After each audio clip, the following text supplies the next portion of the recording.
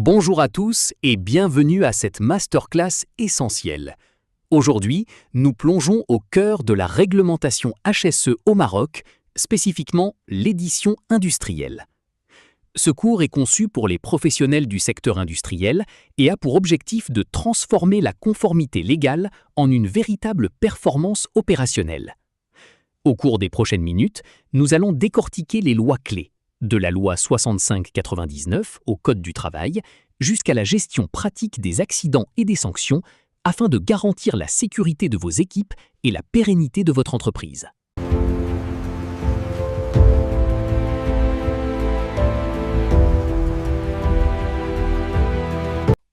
Sur cette deuxième diapositive, nous allons définir les objectifs précis de cette masterclass. À la fin de cette session, vous serez capable de: premièrement, maîtriser la loi 65/99, qui est le socle du Code du travail au Maroc. Nous allons vous donner une compréhension claire de vos obligations légales fondamentales. Deuxièmement, gérer les accidents, selon la loi 18/12. L'objectif n'est pas seulement de prévenir, mais de savoir réagir, déclarer et gérer les conséquences d'un accident de travail efficacement. Troisièmement, nous verrons comment éviter les sanctions et les contrôles, en garantissant une conformité totale avec la législation marocaine, transformant ainsi votre service HSE d'un centre de coût à un centre de valeur. Enfin, l'objectif ultime est d'atteindre la performance industrielle par l'HSE. Nous allons prouver que l'excellence en sécurité et environnement est un levier direct de productivité et de pérennité pour votre entreprise. Passons maintenant aux trois piliers fondamentaux qui constituent l'acronyme HSE et définissent le champ de la réglementation que nous allons étudier. Premièrement, l'hygiène. Il ne s'agit pas seulement de propreté, mais de créer un milieu de travail sain au sens large. Cela inclut la salubrité des locaux, l'éclairage, la ventilation, bref, toutes les conditions nécessaires pour préserver la santé physique et mentale de vos équipes. Deuxièmement, la sécurité. C'est le pilier le plus visible, axé sur la prévention des accidents et la maîtrise des risques physiques, que ce soit sur les machines, les équipements ou dans les procédés de fabrication. Et troisièmement, l'environnement. Ce pilier industriel est crucial. Il concerne la protection du milieu par une gestion adéquate des déchets, des rejets et en limitant l'impact écologique de vos opérations, notamment en lien avec la loi 28/00. Ces trois piliers sont interdépendants. Une faiblesse dans l'un impacte directement la performance des deux autres. Nous entamons maintenant la partie 1 de cette masterclass, intitulée « Cadre légal et obligations ». Cette section est la fondation de toute votre stratégie HSE. Nous allons cesser de parler de concepts généraux pour plonger directement dans la loi marocaine qui vous impose ces devoirs. Nous allons décortiquer les articles spécifiques de la loi 65/99, le Code du travail, pour comprendre vos responsabilités directes en tant qu'employeur ou responsable industriel. Préparez-vous à découvrir les seuils d'effectifs qui déclenchent des obligations majeures, comme la mise en place du comité d'hygiène et de sécurité, que nous aborderons dans les prochaines diapositives.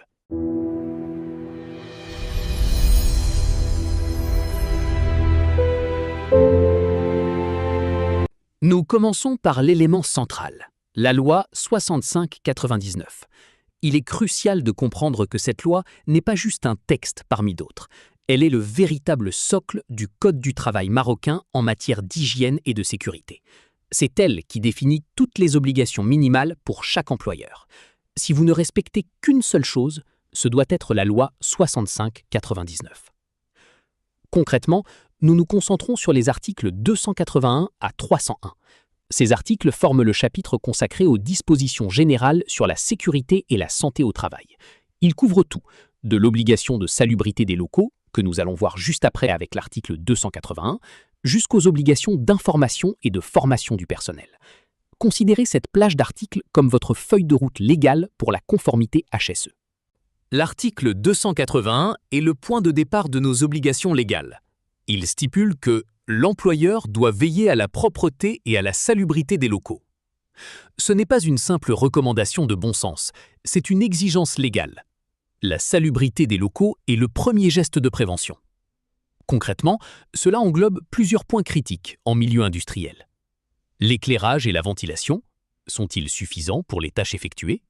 Les systèmes d'extraction des fumées ou des poussières sont-ils opérationnels et conformes aux normes? Les sanitaires et vestiaires doivent être adaptés au nombre d'employés et maintenus dans un état d'hygiène irréprochable. La prévention des risques d'incendie. L'article 281 est également le fondement de l'obligation d'avoir des installations sûres, notamment en ce qui concerne les issues de secours et les équipements de première intervention. En résumé, l'article 281 vous oblige à garantir un environnement de travail qui ne nuit pas à la santé de vos salariés, bien au-delà de la simple propreté. Nous continuons notre exploration des obligations légales. La slide 7 est cruciale car elle introduit le concept du comité d'hygiène et de sécurité, CHS, et son seuil obligatoire. L'article 336 du Code du travail est très clair. L'établissement d'un CHS devient obligatoire dès que votre entreprise atteint 50 salariés. Ce nombre, 50 employés, est le seuil légal qui déclenche une obligation majeure et non négociable. Ce n'est pas une option, c'est un impératif légal. Pourquoi est-ce si important? Parce que le CHS est l'organe paritaire qui va institutionnaliser la prévention au sein de votre structure. C'est l'instance de dialogue et de décision pour toutes les questions de sécurité, garantissant que les intérêts de l'employeur et des salariés sont représentés. Si vous dépassez ce seuil de 50, vous devez impérativement mettre en place ce comité, que nous détaillerons sur la prochaine diapositive.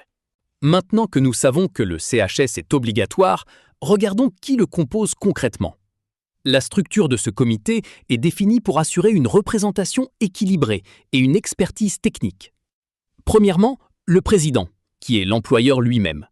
Il est le garant de la mise en œuvre des décisions du comité et porte la responsabilité légale finale de la sécurité au sein de l'entreprise.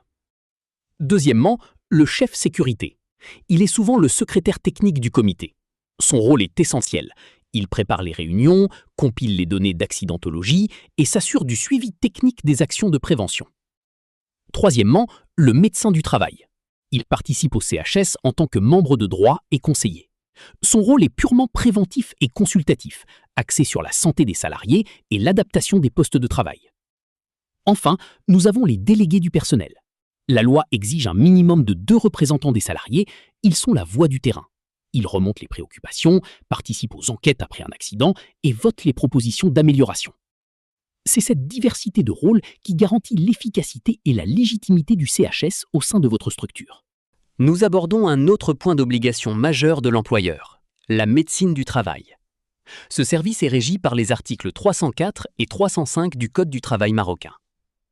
Si vous vous souvenez, l'article 304 rend le service médical obligatoire pour tout établissement employant plus de 50 salariés. Le rôle de ce service est 100% préventif. Il ne fait pas de soins, il assure la surveillance de la santé des employés en lien avec leur poste de travail. Cela passe par 3 étapes clés. La visite d'embauche, obligatoire avant l'affectation au poste, elle permet de s'assurer que le futur salarié est médicalement apte aux exigences de sa fonction. La surveillance annuelle, le suivi régulier, souvent appelé visite périodique ou tiers-temps, permet de dépister précocement toute altération de la santé due au travail. Enfin, le médecin du travail a un rôle crucial de conseil en ergonomie, aidant l'entreprise à adapter les postes de travail aux capacités physiques des salariés. En clair, c'est votre bouclier contre les maladies professionnelles. Passons à la dernière grande obligation de l'employeur dans ce premier chapitre, le droit à l'information et à la formation, ancré dans l'article 289 du Code du travail. La loi est formelle. L'employeur doit former et informer ses salariés de manière adéquate sur les risques spécifiques liés à leur poste. Cela se matérialise principalement de 2 façons cruciales en milieu industriel. Risque machine. Chaque opérateur doit recevoir une formation spécifique et documentée sur les équipements qu'il utilise. Il ne suffit pas de montrer comment fonctionne la machine. Il faut insister sur les dispositifs de sécurité, les arrêts d'urgence et les procédures de travail sécuritaires. Produits chimiques. C'est une zone de risque souvent sous-estimée. L'article 289 exige que les employés manipulant des substances dangereuses soient informés sur la nature des risques, les mesures de protection à prendre, les EPI, et la conduite à tenir en cas d'incident ou de déversement. L'information doit être disponible et accessible, notamment via les fiches de données de sécurité, ou FDS, que nous verrons plus tard. L'absence de cette preuve de formation est l'une des failles les plus exploitées lors d'un contrôle de l'inspection du travail ou après un accident. Nous laissons derrière nous le cadre purement légal des obligations pour entrer dans le cœur opérationnel de cette masterclass, la partie 2, axée sur la prévention des risques. Cette section est la mise en pratique. Nous allons passer en revue les dangers les plus critiques dans l'environnement industriel, qu'il s'agisse des machines, de l'électricité, du travail en hauteur ou des produits chimiques. Notre objectif est de vous fournir des outils concrets pour maîtriser ces risques et assurer non seulement la conformité, mais surtout la sécurité quotidienne de vos équipes, en commençant par le principe fondamental de la hiérarchie des mesures de prévention.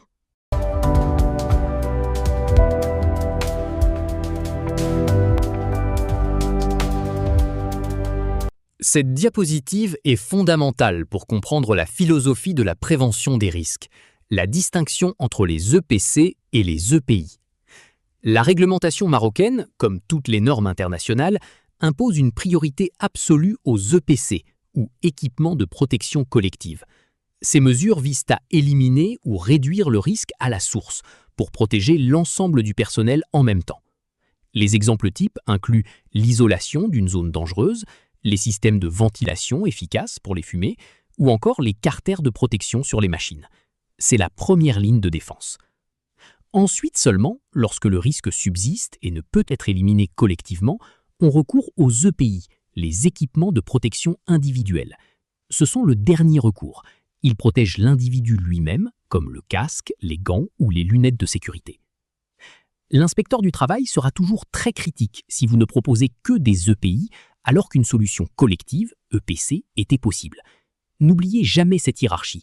Collective, priorité, puis individuelle, dernier recours.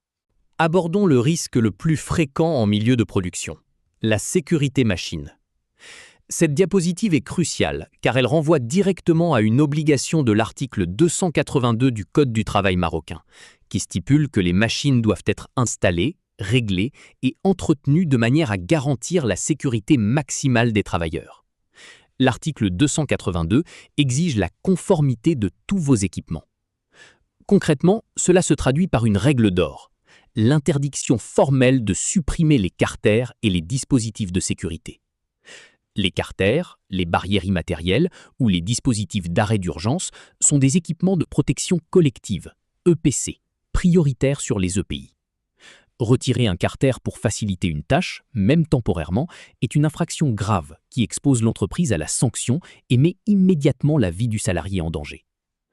Votre devoir est de vous assurer que la machine est non seulement conforme à l'achat, mais qu'elle le reste pendant toute sa durée de vie, et que tout contournement des dispositifs de sécurité est strictement prohibé et surveillé. Poursuivons sur les mesures de sécurité essentielles. Après la sécurité machine vient la consignation LOTO. LOTO est l'acronyme de Lockout Tagout. C'est une procédure critique, absolument non négociable, qui consiste à sécuriser l'énergie avant toute maintenance sur un équipement. Le principe est simple mais vital. Avant qu'un technicien n'intervienne pour réparer, nettoyer ou débloquer une machine, il doit isoler toutes les sources d'énergie, électrique, hydraulique, pneumatique, mécanique, thermique, et les verrouiller, lockout, avec un cadenas personnel. Un étiquetage, tagout, est ensuite apposé pour identifier la personne qui a consigné l'équipement.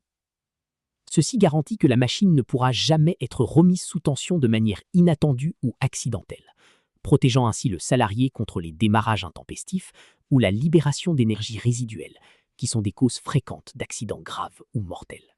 Nous abordons maintenant le risque incendie, une menace qui peut paralyser l'activité industrielle. Notre fondement légal ici est encore l'article 281 du Code du travail, qui impose l'obligation générale de sécurité et de salubrité des locaux, ce qui inclut la prévention des incendies. Pour être en conformité au Maroc, 3 actions sont obligatoires et vérifiées lors d'un contrôle. Extincteur conforme. Vous devez disposer d'extincteurs adaptés aux classes de feu présentes dans vos locaux et ils doivent être inspectés et rechargés selon la réglementation en vigueur, attesté par une entreprise agréée. Plan d'évacuation. Des plans clairs et à jour doivent être affichés à chaque étage et zone clé. Ils doivent indiquer les voies d'évacuation, les points de rassemblement et l'emplacement des équipements de sécurité. exercice tous les 6 mois. La loi exige la tenue d'exercices d'évacuation au moins tous les 6 mois. Ces exercices sont vitaux pour s'assurer que votre personnel connaît la procédure et que le temps d'évacuation est maîtrisé. Ce n'est pas une formalité, c'est une preuve de l'efficacité de votre dispositif de sécurité. Nous abordons maintenant le risque électrique, qui est l'une des causes les plus courantes d'accidents graves, pouvant entraîner électrocution ou incendie. L'obligation légale fondamentale ici est la vérification annuelle obligatoire de l'ensemble de vos installations électriques, effectuée par un organisme agréé. Le rapport de cette vérification est la preuve de votre conformité. Au-delà de cette vérification, la maîtrise opérationnelle de ce risque repose sur 4 principes cruciaux. Habilitation. Seul le personnel ayant reçu une formation spécifique et une habilitation formelle par l'employeur est autorisé à approcher ou à intervenir sur des équipements électriques. Verrouillage. C'est l'application de la procédure Loto à l'électricité. Il faut impérativement couper et verrouiller la source d'énergie avant toute intervention. Distance. Le respect des distances de sécurité est vital. Il s'agit de maintenir une distance minimale par rapport au conducteur sous tension pour éviter tout risque d'amorçage ou de contact accidentel. Outils isolés. Enfin, l'opérateur doit utiliser des outils, des gants et des équipements spécifiquement isolés et testés pour le travail électrique, garantissant ainsi une dernière ligne de défense. Nous abordons maintenant le risque chimique, un danger souvent invisible mais potentiellement catastrophique, qui exige une gestion rigoureuse. Ce risque est intimement lié à l'obligation d'information de l'employeur. La maîtrise du risque chimique repose sur 2 outils réglementaires fondamentaux pour la conformité industrielle. La fiche de données de sécurité, FDS. Ce document est la carte d'identité complète du produit chimique. L'obligation est formelle. Vous devez disposer de la FDS pour chaque substance dangereuse présente sur votre site et elle doit être immédiatement accessible. Accessible signifie que le personnel manipulant le produit peut la consulter rapidement en cas de besoin et surtout doit avoir été formé à son interprétation. L'étiquetage. Tous les contenants, qu'ils soient d'origine ou reconditionnés, doivent porter un étiquetage clair et non effacé, avec les pictogrammes de danger visibles. Ces symboles, basés sur le système général harmonisé, SGH, permettent une identification rapide et sans ambiguïté du danger, par exemple toxique, inflammable ou explosif, ce qui est vital pour choisir la bonne protection et la bonne conduite à tenir en cas d'incident. La gestion de ces 2 points est la preuve que votre prévention du risque s'étend aux menaces non mécaniques. Nous abordons le travail en hauteur, qui est statistiquement la cause numéro 1 des chutes mortelles dans le secteur industriel. C'est un risque critique qui exige une approche sans compromis. Conformément à la hiérarchie de la prévention, la priorité absolue est donnée aux garde-corps. Ils sont l'équipement de protection collective, EPC, qui doit être mis en place chaque fois que cela est techniquement possible. Si l'intervention est réalisée sur une plateforme ou une structure, le garde-corps est la solution idéale pour éliminer le risque de chute. Lorsque le garde-corps n'est pas possible, par exemple pour des travaux spécifiques en bordure ou sur des toits inclinés, nous passons au dernier recours, le harnais obligatoire. Le harnais de sécurité, cependant, n'est qu'une partie de l'équipement. Il doit être complété par un système anti-chute et surtout attaché à des points d'ancrage certifiés. L'ancrage doit pouvoir supporter la charge en cas de chute. Utiliser un harnais sans point d'ancrage certifié est inutile et non conforme, car il n'assure aucune protection réelle en cas de défaillance.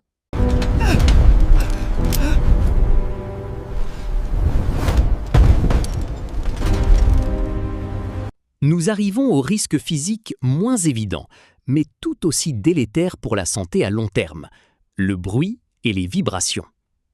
Dans l'industrie marocaine, le seuil réglementaire qui déclenche l'obligation de prévention est fixé à 85 décibels A.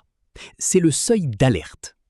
Au-delà de ce niveau, même si l'exposition n'est que de quelques heures par jour, le risque de surdité professionnelle irréversible devient significatif. Si vos postes de travail dépassent ce seuil de 85 décibels, l'obligation légale est double. Réduction à la source, EPC, tenter d'insonoriser les machines ou les ateliers, conformément au principe de protection collective. Protection auditive obligatoire, EPI. Si la réduction à la source est impossible, la loi exige la fourniture et le port obligatoire de protection auditive adaptée, comme les bouchons d'oreille ou les casques anti-bruit, pour tout le personnel exposé. Le respect de ce seuil est fondamental pour la médecine du travail, car il prévient la maladie professionnelle la plus fréquente en milieu industriel, l'hypoacousie ou perte d'audition.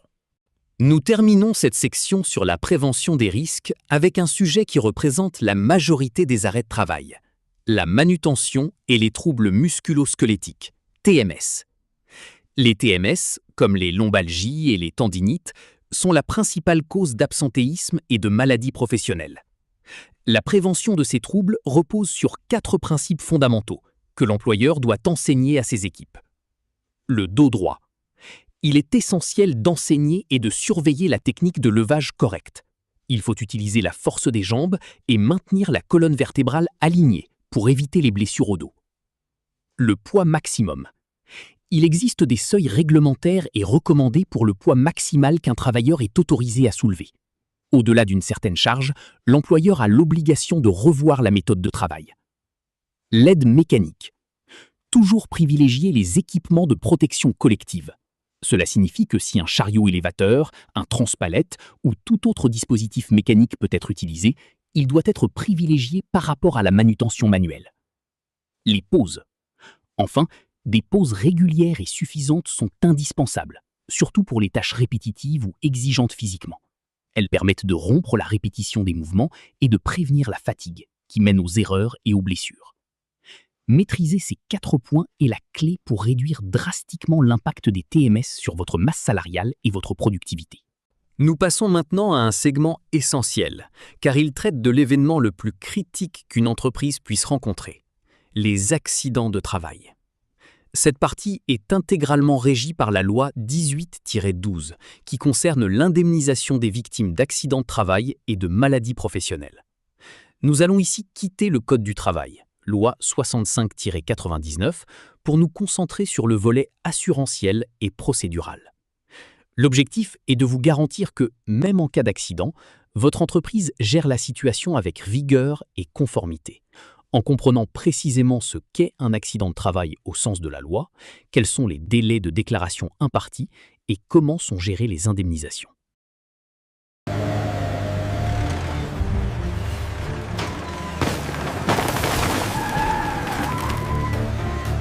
Cette diapositive est la plus importante pour la gestion des incidents. Elle pose la question fondamentale: qu'est-ce qu'un accident de travail au sens de la loi 18-12 ? La loi le définit très largement. C'est un événement survenu par le fait ou à l'occasion du travail. Cela signifie qu'il doit y avoir un lien de causalité entre l'activité professionnelle, même indirecte, et la lésion corporelle. Mais attention, la définition légale ne s'arrête pas au mur de l'usine. Elle inclut l'accident de trajet, c'est-à-dire l'accident survenu au travailleur pendant le trajet habituel, entre sa résidence et son lieu de travail, entre son lieu de travail et le lieu où il prend habituellement ses repas. Il est crucial de comprendre que si le trajet est dévié par une raison personnelle, la qualification d'accident de travail peut être contestée. La clé est l'habitude et la nécessité du trajet. Cette définition large est votre base de référence pour toute déclaration. Passons maintenant au point de procédure le plus critique après l'accident, le respect des délais. L'employeur n'est pas le seul à avoir des obligations, le salarié a également une responsabilité cruciale. La loi 18-12 est très stricte sur ce point. Le salarié victime d'un accident de travail dispose d'un délai maximal de 48 heures pour informer son employeur de l'événement. Pourquoi 48 heures ? Ce délai est vital pour la traçabilité et la légitimité du dossier d'accident. Si le salarié dépasse ce délai sans motif de force majeure prouvée, comme un coma ou une impossibilité physique, la prise en charge par l'assurance peut être compromise. L'information donnée à l'employeur n'a pas besoin d'être formalisée immédiatement par écrit, mais elle doit être claire et indubitable. C'est sur la base de cette information que l'employeur pourra ensuite déclencher sa propre obligation de déclaration, que nous verrons sur la prochaine diapositive. Après le délai de 48 heures imparti au salarié pour informer son employeur, vient l'obligation de l'employeur. La loi 18-12 vous impose un délai maximal de 5 jours, 5J, pour déclarer l'accident à votre assureur, à compter du jour où vous en avez eu connaissance. Ce délai est impératif. Si vous dépassez ce seuil de 5 jours, l'assureur est légalement en droit de refuser de prendre en charge l'accident. Et dans ce cas, c'est l'entreprise qui pourrait se voir obligée d'assumer elle-même l'intégralité des coûts, y compris les soins médicaux et les indemnités journalières. Pour respecter ce délai, la procédure exige l'envoi d'une déclaration formelle à la compagnie d'assurance, la déclaration d'accident de travail, ce qui est la seule manière de transférer légalement la responsabilité de l'indemnisation à votre assureur. La rapidité et la rigueur dans ce processus sont vitales pour la pérennité financière de l'entreprise en cas d'incident grave. Passons maintenant à ce que la loi 18-12 apporte concrètement aux salariés victimes, c'est-à-dire l'indemnisation pendant la période d'arrêt de travail. Nous parlons ici des indemnités journalières, IJ. La loi définit très clairement la méthode de calcul pour ces IJ. La base de calcul utilisée est la moyenne des salaires réels perçus par le salarié au cours des jours précédant immédiatement l'accident. Et le taux d'indemnisation est fixé à 2/3, 2/3, du salaire journalier. Ces indemnités journalières sont versées par votre assureur au salarié pendant toute la durée de son incapacité temporaire de travail. L'objectif est d'assurer au travailleur une compensation financière pour la perte de revenus subie à cause de l'accident. C'est pourquoi la déclaration rapide et correcte à l'assureur, comme vu sur la diapositive précédente, est essentielle pour garantir ce versement.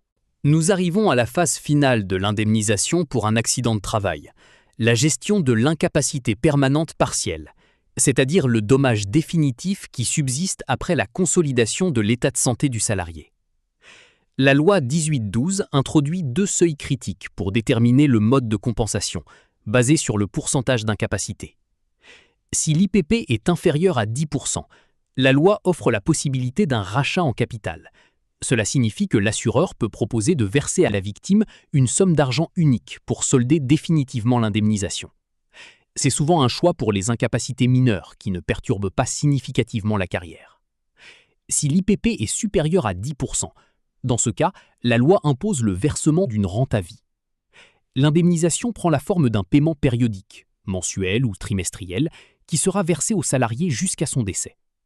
Cette rente vise à compenser la perte de gains professionnels que l'incapacité permanente, considérée comme significative, entraîne sur le long terme. Ces seuils déterminent si l'entreprise met fin à son engagement via un capital unique ou si le salarié bénéficie d'un revenu de remplacement continu. Nous arrivons au terme de cette masterclass essentielle sur la réglementation HSE au Maroc. J'espère que vous avez pu transformer la perception de la conformité. Elle est bien plus qu'une simple obligation légale, c'est le fondement de la performance industrielle. Nous avons parcouru le cadre légal de la loi 65-99, la gestion critique des accidents selon la loi 18-12 et l'importance de maîtriser les risques opérationnels sur le terrain. Retenez cette idée fondamentale. L'excellence en matière d'hygiène, de sécurité et d'environnement est un investissement stratégique pour l'avenir de votre entreprise, qui garantit la pérennité de votre activité et la protection de votre capital humain. Je vous remercie sincèrement pour votre attention et votre participation active. Je suis maintenant à votre disposition pour répondre à toutes vos questions. Pour plus de ressources et d'informations sur la conformité HSE au Maroc, n'hésitez pas à visiter notre site www.hse-maroc.ma.